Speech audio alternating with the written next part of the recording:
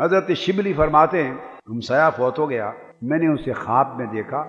یہ بھی امام نبہانی نے روایت، اور میں نے پوچھا کہ اللہ تعالیٰ نے تمہارے ساتھ کیا معاملہ کیا؟ اس نے جواب دیا، حضرت آپ کیا پوچھتے ہیں، بڑے بڑے خوفناک منظر میرے سامنے آئے، بڑی پریشانی میں گر گیا، قبر میں پہنچا، منکر نکیر آ گئے، انہوں نے سوالات شروع کیے اور مجھے جواب نہیں آیا، قبر میں جواب نہیں آیا، ایک عجیب خطرناک اور دشوار منظر تھا اور گھڑی تھی اور پریشان تھا کہ ابھی گرز برسیں گے اور عذاب کا آغاز ہو جائے گا، مر ربوں کا، تیرا رب کون ہے؟ جواب نہیں، ما دینوں کا، تیرا دین کیا ہے؟ جواب نہیں، یہ ہستی کون ہے؟ جواب نہیں آ رہا۔ میں سوچ میں یہ پڑا کہ خاتمہ تو میرا ایمان پر ہوا تھا، اب ایمان کیسے ختم ہو گیا؟ خاتمہ تو ایمان پر تھا، اب قبر میں آ کر ایمان کا خاتمہ کیسے ہو گیا؟ اس پریشانی میں تھا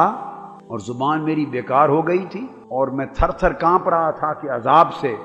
اور اس مصیبت سے، اور فرشتوں نے گرز اٹھا لیے اور مجھے مارنے کا ارادہ کیا۔ جب گرز فرشتوں نے عذاب کے اٹھائے، اچانک ایک حسین و جمیل نور کا پیکر ایک انسان میرے سامنے آ گیا اور میرے اور فرشتوں کے درمیان حائل ہو گیا اور فرشتوں کو روک لیا، گرزوں سے عذاب دینے سے روک لیا، اور اس کے جسم سے خوشبو کی مہک نکلنے لگی، اور اس نے مجھ سے کہا، فرشتے پوچھتے جا رہے تھے، بتا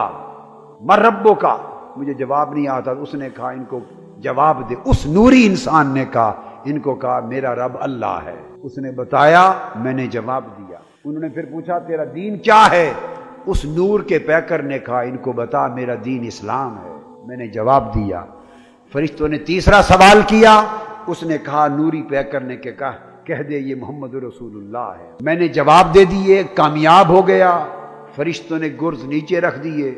اور میری بخشش کا مجدہ سنا کے چلے گئے۔ میں نے اس نور کے پیکر حسین و جمیل جواب سے پوچھا، اس انسان سے پوچھا، وہ جانے لگا، پوچھا کہ اے میرے محسن، مجھے عذاب سے بچانے والے اتنا تو بتا جا کہ تو کون ہے، تو کون ہے جو اس مشکل اذیت ناک گھڑی میں میری مدد کو پہنچا اور مجھے اٹھائے ہوئے فرشتوں کے گرزوں کے عذاب سے نجات دلا دی۔ وہ جاتے ہوئے مسکرا کے کہہ گیا کہ میں تیرا پڑھا ہوا وہ درود ہوں جو تاجدار کائنات کی بارگاہ میں تو عمر بھر پڑھا کرتا تھا، بس میں درود ہوں، اللہ نے مجھے حکم دیا ہے کہ تو انسانی صورت میں جا، آج اس کو بچا دے، میں درود ہوں جو آقا پہ پڑھا گیا، اور تو اب جاتے ہوئے وہ خوشخبری سنا گیا، فکر نہ کر، اب میں قبر میں ہی رہوں گا قیامت تک، تیرا ساتھ نہیں چھوڑوں گا،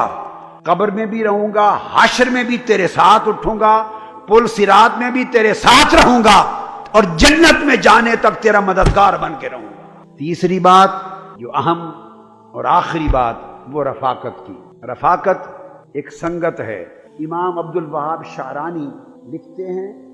الانوار القدسیہ میں، اپنی شیخ کی بات لکھ کے فرماتے ہیں کہ میں نے ان کے ساتھ نسبت قائم کی، انہوں نے آگے ان سے،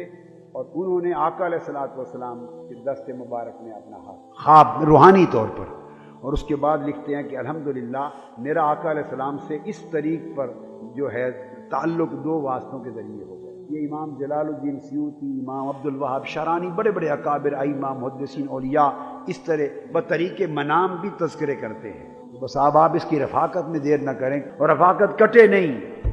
یہ پتنگ کی ڈور ہے، کٹ گئی تو پتنگ گیا، ڈیفالٹر نہ ہو، پتنگ کٹے نہیں، بس جڑا رہے، اور یہ انشاءاللہ پھر اگلے وقت موت اور اس کے بعد قیامت کے دن تک ان کی سنگتیں ساری اصل تو وہیں کام آنی ہیں۔ اللہ تبارک و تعالی ہم سب کے حال پہ کرم فرمائے۔